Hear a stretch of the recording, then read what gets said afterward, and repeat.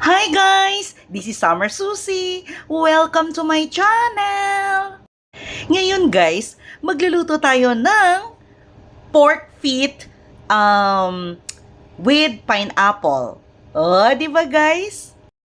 Or in Tagalog guys, pininyahang paa ng manok. O di ba? So guys, yung mga ingredients nito guys, of course, yung ating paa. So nilinis ko na ito, tinanggalan ko na yung mga kuko niya. So nakita nyo dyan sa baba guys, yung ating mga, paano natin ginawang paglinis dito. And then, kailangan natin guys itong ating onion, and then garlic, ginger, tapos meron tayong, what do you call this, chicken cube. And then, of course, pineapple slice. And then, I will be putting also, guys, this bell pepper for garnishing lang. And then, maglalagay tayo ng konting suka. And then, aside dito sa pineapple, guys, na pineapple slice, lalagyan ko din ng pineapple na, anong tawag nito, juice. So, pwede kayong gumamit, guys, kahit anong ingredients. And then, guys, maglalagay tayo ng paminta.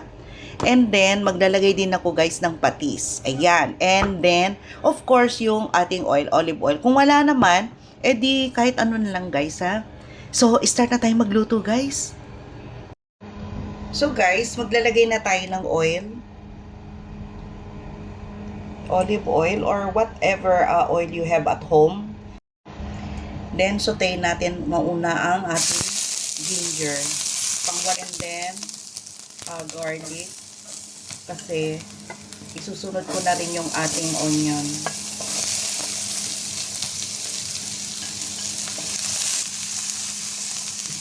Then guys, ilalagay na natin yung ating chicken feet.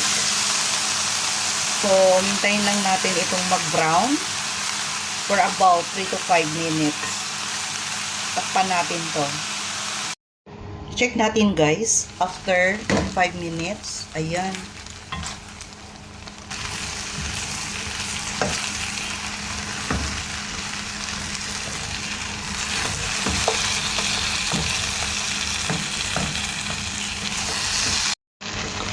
So, maglalagay na ako ng pineapple juice.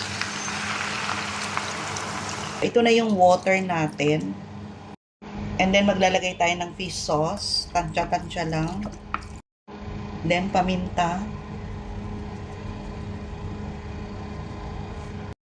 Then, yung chicken cube. Mamaya na tayo magtimpla kapag kulang siya. And let us simmer this for about 5 minutes again.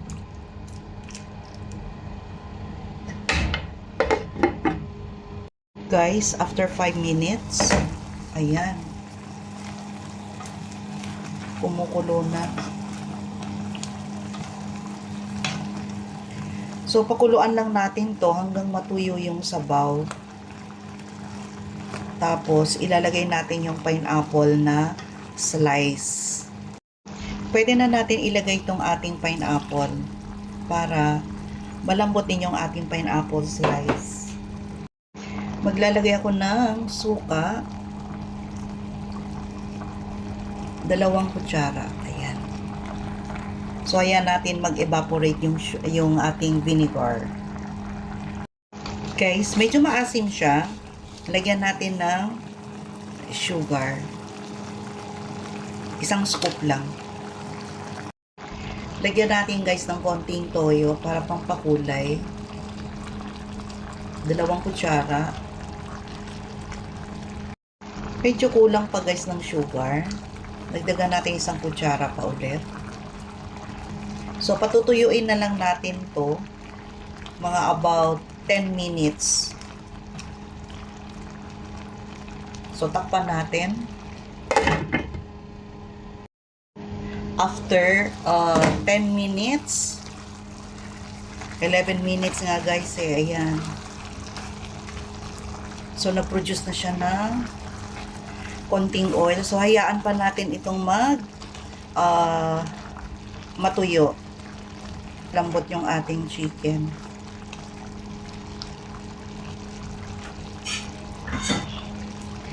Tikman natin kung tama na.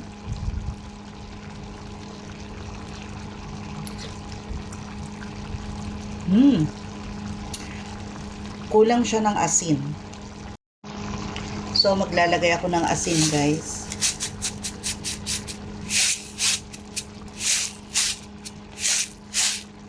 Ganito.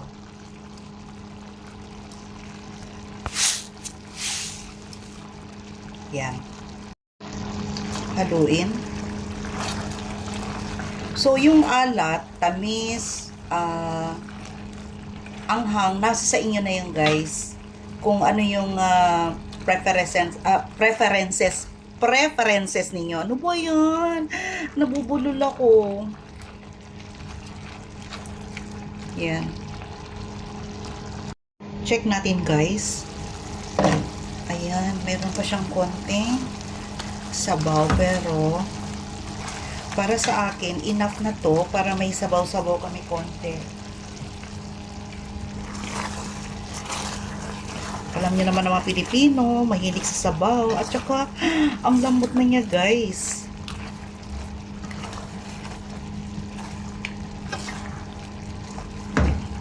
Ito yung gusto kong ma-achieve eh. Yung malambot na. So, tikman natin.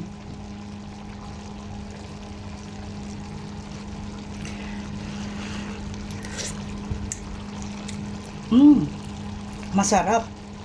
Manyaman. So, ilalagay na natin itong ating bell pepper. Tapos, tatakpan na lang natin to. Yan. Para maluto lang yung ating bell pepper sa mainit. Hi guys! Eto na siya. Ay. So guys, eto na siya. Piniyahang paa ng manok. So guys, ano pang hinintay ninyo? So guys, gayahin nyo na itong aking recipe, which is pininyahang paa ng manok. O, di ba? Don't forget to like, share, and subscribe my YouTube channel, Summer Susie. Bye guys! See you in my next vlog. Bye!